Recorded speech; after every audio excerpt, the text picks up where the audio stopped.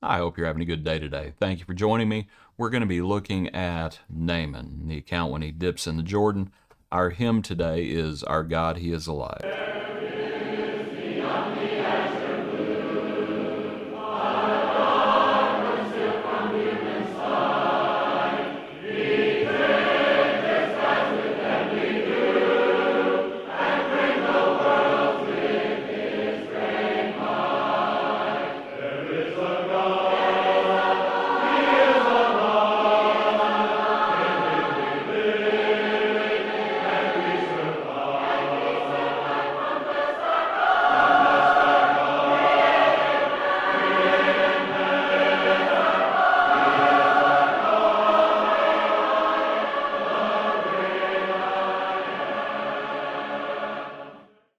Okay, let's go look in our passage now. We're in 2 Kings 5, picking up where we left off yesterday. As the little girl said to her mistress, Naaman's wife, "If only my master were with the prophet who is in Samaria, for he would heal him of leprosy." Naaman went in and told his master, saying, "Thus and thus said the girl who's from the land of Israel." And then the king of Syria said, "Go now, I will send a letter to the king of Israel." So he departed and took with him 10 talents of silver, 6,000 shekels of gold, and 10 changes of clothing. Then he brought the letter to the king of Israel, which said, "Now be advised, when this letter comes to you, I have sent Naaman my servant to you, that you may heal him of his leprosy." And it happened, when the king of Israel read the letter, that he tore his clothes and said, "Am I God to kill and make alive, that this man sends a man to me to heal him of his leprosy? Therefore please consider and see how he seeks a quarrel with me." So it was, when Elisha, the man of God, heard that the king of Israel had torn his clothes, that he sent to the king, saying, "Why have you torn your clothes? Please let him come to me, and he shall know that there is a prophet in Israel." And then Naaman went with his horses and chariot, and he stood at the door of Elisha's house. And Elisha sent a messenger to him, saying, "Go and wash in the Jordan 7 times, and your flesh shall be restored to you, and you shall be clean."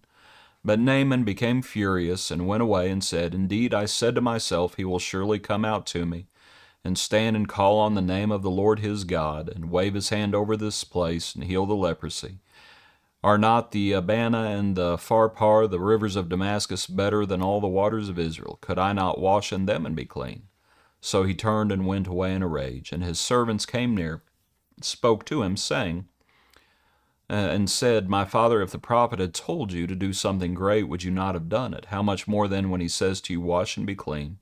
So he went down and dipped 7 times in the Jordan, according to the saying of the man of God, and his flesh was restored like the flesh of a little child, and he was clean. You might think about how clean he was, how much of his leprosy persisted, and none of it. He was clean. The passage says, his flesh was restored like the flesh of a little child. You might think about John chapter 3 and Nicodemus. A man must be born again. You might think about that as Naaman's flesh was restored like the flesh of a little child. You might think about the parallel in the Gospels and the New Testament, and you might think about baptism and some of the things that are said about baptism. You just think about Naaman. And what do you think about Naaman? Do you think Naaman, when the message is, as the servant said, if he would have told you to do something great, you would have done it, how much more when he says, wash and be clean? Oh, so that means Naaman was trusting in his own works, right? Do you really think Naaman was trusting in his own works? I don't think so. Now, was there something he needed to do? Yes.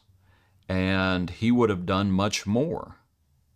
That's the point the servant makes. If he would have told you to do something great, you would have done it. Well, why not do this? Simply do this. But do you really think he was trusting in his own works? No. No more than as the Lord spoke to Nicodemus about being born of water and the Spirit. And later on in the same chapter, in the coming chapter, I can't remember if there's a chapter break or not, but when it talks about the disciples and John the Baptist were baptizing, it actually says Jesus was baptizing too, although Jesus didn't baptize himself. But regardless, all those people who were baptized, and when you get up to Acts chapter 2, all those people who were baptized. And when you look all through the New Testament, Saul of Tarsus, who was baptized. Do you think any of those people were trusting in their own works? Of course not. Now, was there something they needed to do? Yes. They needed to submit to the Lord's will. The Lord is the one who's doing the work. You just submit to it. So, is there something you need to do? Yes, Naaman had to obey. Naaman had to obey. Naaman had to go down to the Jordan and dip 7 times. According to the saying of the man of God, that's what he had to do. But he wasn't trusting in his own works. He wasn't trusting in the water either. Do you think he thought that the Jordan was somehow magical water? No. Now, did he have to go down to the Jordan? Did he have to go to the water? Yes, he did have to do that. Again, all those folks that I just mentioned in the Gospels and in the New Testament, do you think they were trusting in the water? No, of course not. Did they have to come to the water like the Ethiopian eunuch? Here is water. What hinders me from being baptized? If you believe, you may. Do you think the eunuch was trusting in the water? No. Did he have to go down into the water? Yes. But who is he trusting in? Who's Naaman trusting in? And of course, you're trusting in the Lord. To the account, and he went down and he dipped 7 times. He's trusting in God. He's doing what the Lord had told him effectively. He's doing what the man of God had told him, and the ultimate authority is the Lord. He obeyed the Lord, very simply.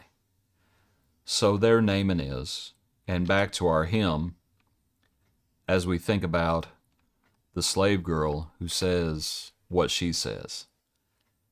And Naaman's going to become a believer, by the way. Let's look at that passage. Indeed, now I know, verse 15, that there is no God in all the earth except in Israel. So you might think about our God, he is alive, and what Naaman came to believe. He wasn't trusting in his own works, and he wasn't trusting in water. He's trusting in God. He did what the Lord commanded, and he was cleansed. Appreciate you. Hope you have a good day. Join us tomorrow for another portion of our daily praise.